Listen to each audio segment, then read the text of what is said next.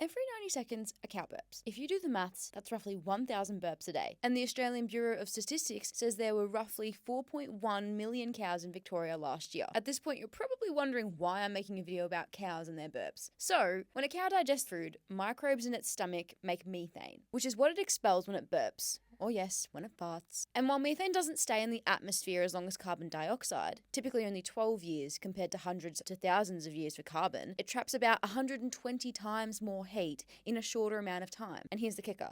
Climate Council data from 2022 to 2023 pointed to agriculture making up over half of Australia's methane emissions, and 65% of that is from cattle. On average, a cow produces 50 to 120 kilos of methane a year. What they eat matters too. High fibre feed with lots of hydrogen, like grass, hay, or silage, equals more methane, while grain or high fat feed with minimal hydrogen equals less methane. But researchers reckon selective breeding could cut those numbers for good. Basically, breeding cows with DNA that makes them less gassy and passing that trait down. Every new generation of cattle in Western Victoria could potentially produce less methane than the one before. One farmer from Gloucester in New South Wales, Robert Mackenzie, is already doing it. He bought a bull from Scotland that's said to be #1 in the world for feed efficiency. He eats 3.5 kilos of dry matter for 1 kilo of weight gain. Now, his calves are about 40 kilos heavier at weaning than calves from 5 years ago. There's also the benefit of reduced feeding costs when you breed cattle that gain more weight on less food. We're very focused on genetics to not only reduce our carbon footprint or our methane emissions, but also to add an increase in